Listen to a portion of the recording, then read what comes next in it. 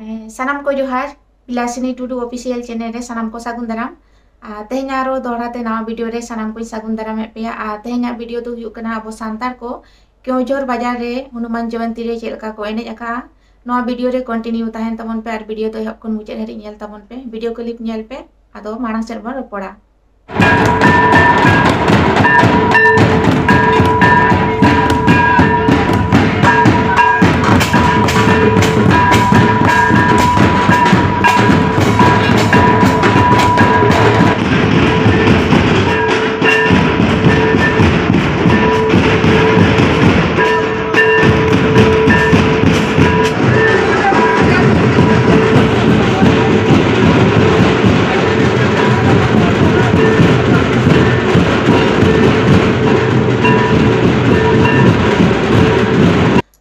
video clip पे nail के तो नवा तो हुयुक कना केओंझर बाजार रेना कान गया हनुमान जयंती रे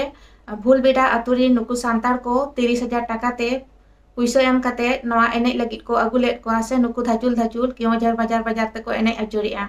आदो चेक बोन मेना हो नोका अबोरिन सांतार को जहां तो टाका पुइसा लोभ लालच खातिर ते तेहेन आबो सांतार को आरी चली लाय लकचार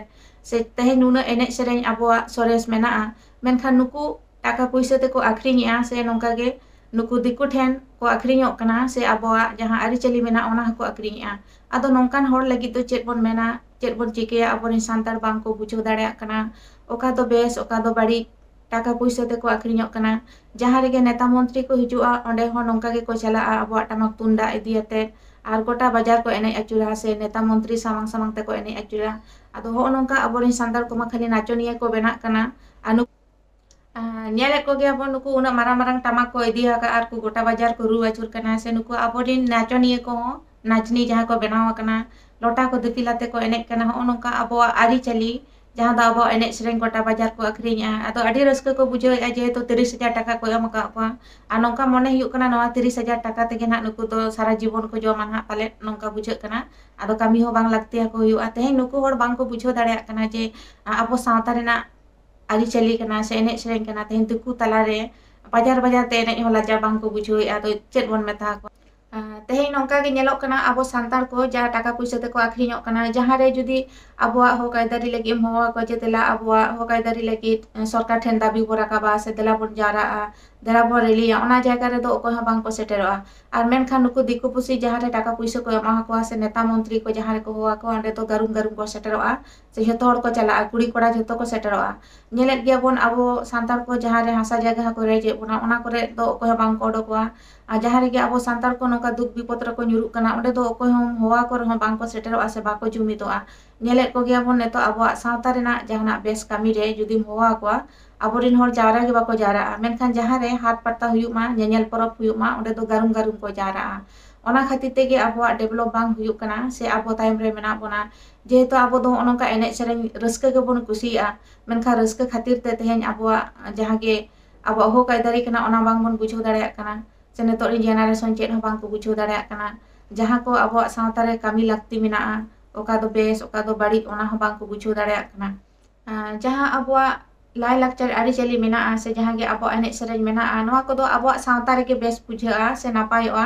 jahan do abo dong langre bon eneje chahe baha sohrayok kana bon se pata porobok kana bon jahan ge noa kore do soba menkhan teheny oi taka puisa khatir te oka Hanuman Jayanti रे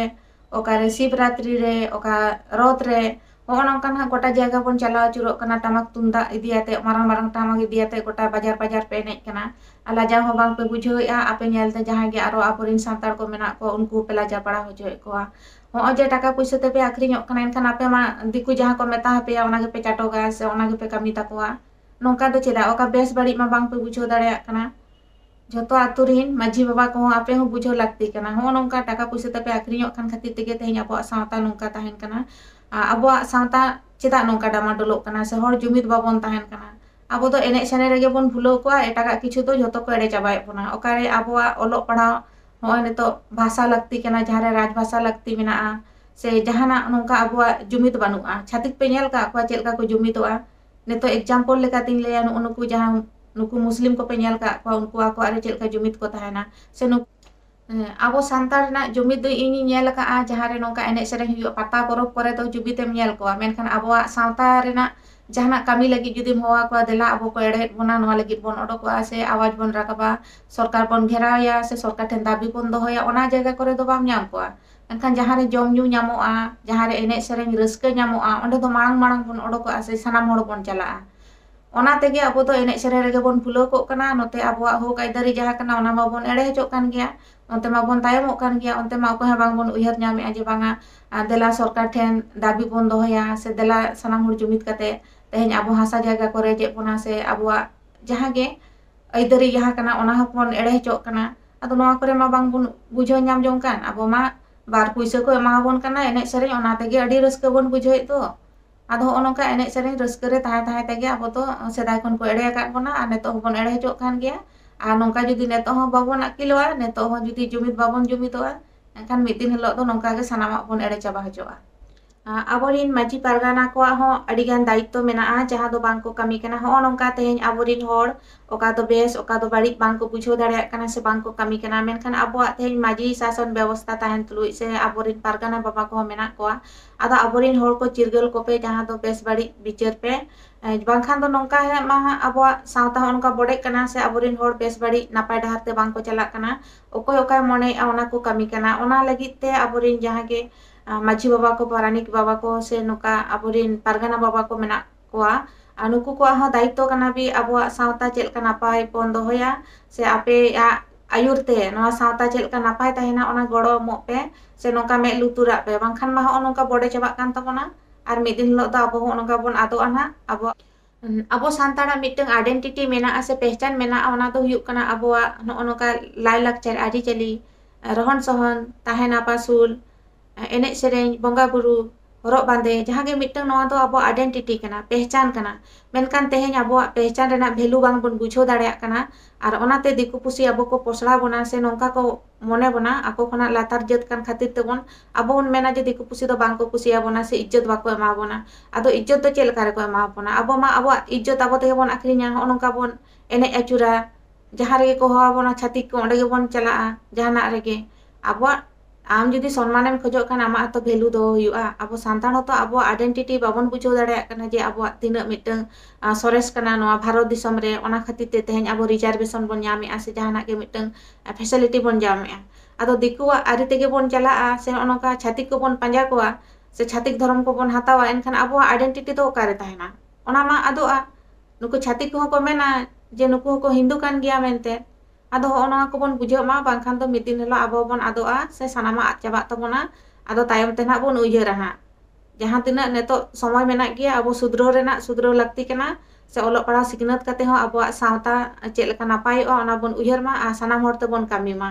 सावता तो मिद होड़ा बांग कना सानाम होड़ा कान गया आ सानाम होड़ के जुमित कते से आबोरिन माजी पारगाना को चिरगल निहत लगती कना आ तबे ना आबो सावता लहा से नापाय ताहेना आर बांखान जार जेमन बन उयहरा नोंका गे बन आपोसुल जुंगा